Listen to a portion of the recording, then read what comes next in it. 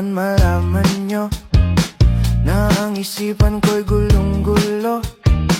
Nagtatanong kung susundan ko siya, dahil ang puso ko ay nabihag niya. Alam mo bang minamahal ko siya, at tunay ang aking nadarama. Kahit ako'y nagmumukhang tanga, ay ayos lang basta kasama siya.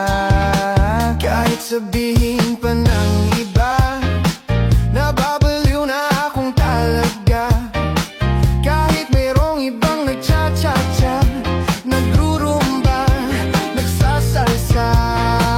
Pwedeng sabihin nyo to sa kanya, ang puso ko'y nahihirapan na. Ano pa ba ang pwede kong gawin na uubra upang maakit siya? Palagay kaya ako